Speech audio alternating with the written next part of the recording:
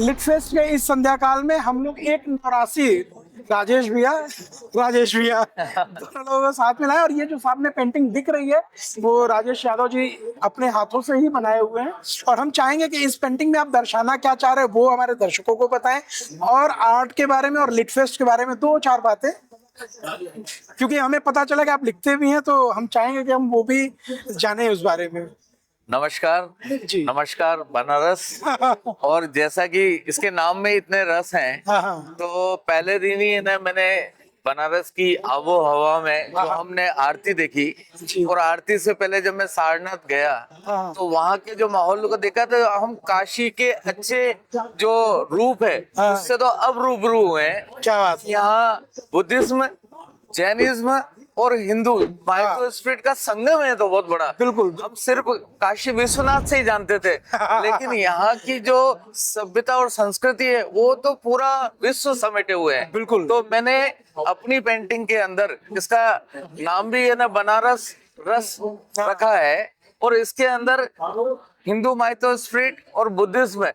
आप एक तरफ देखेंगे कुछ है ना बुद्धिज्म टेम्पल बनाए, और उस तरफ है ना अपने हिंदू टेम्पल्स जो कि है ना काशी विश्वनाथ है, उसको संजो के साथ में सिंबॉलिकल आम जनजीवन को, चाहे आप लॉर्ड शिवा मान ले और पार्वती मान ले, कैसे इस माहौल के अंदर रूबरू होता है, कैसे आत्म साक्षात करता है, कैसे जीता है यार इंसान, उसको दिखाने की कोशिश करी है। तो उसके बैकग्राउंड से मैंने अपनी जो सिग्नेचर स्टाइल है उसको दूर रखकर सिर्फ बनारस को जीने के लिए कार्य किया है।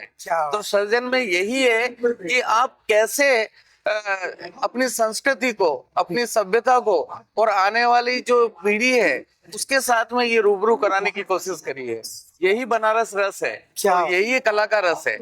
तो इसके साथ ही पूरे बनारस लिटरेचर फेस्टिवल को बहुत बहुत मुबारकबाद, धन्यवाद कि पूरी दुनिया भर के साहित्यकार, पेंटर, डिजाइनर, परफॉर्मिंग आर्टिस्ट, और खास बात ये कि आने वाली जो नई युवा पीढ़ी है उसको कला से रूबरू कराने का काम, इसके लिए स्पेशली है ना हमारा धन्यवाद बनता है राजेश भाई को, क्योंकि उन्होंने पूरे देश दुनिया से लोगों को बुलाया। और मेरे साथ में खास बात यह कि हमारी फाउंडेशन के और देशों के लोग भी आए हुए हैं, जिसमें भारत के चोलामंडल से उमा शंकर जी, क्विंशो शांगु यूनिवर्सिटी से आर्टिस्ट किमोरी आए हुए हैं जापान से, और इथोपिया के आर्टिस्टों के काम भी है। तो ये सारा श्रेय राजेश जी को जाता है। राजेश सिंह जी ने जो ये प्रयास किया है अभूतपूर्व है, और इसके साथ ही बनारस पूरी देश दुनिया में अपना कलात्मक माहौल फैलाएगा, ऐसी शुभकामनाएं। पूरे विश्व से मुझे लगता है कि आर्टिस्टों को कलेक्ट करना और उनकी अगुवाई करना ये बनारस के राजेश भैया ही कर सकते हैं, हमें नहीं लगता। बहुत बहुत धन्यवाद, बहुत बहुत धन्यवाद राजेश शुभारंभ। मैं नहीं, बाबा ही करा, सब बाबा करा रहे हैं। वो तो बाबा का तो बड़ा उन्हीं का आशीर्वाद है। बिल्कुल।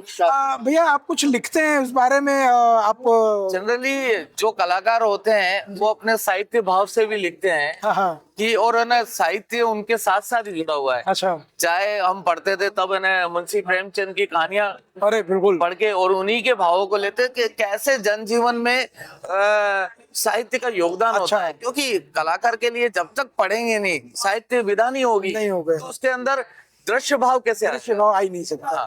तो दोनों साथ साथ चलते हैं। अरे क्या बात।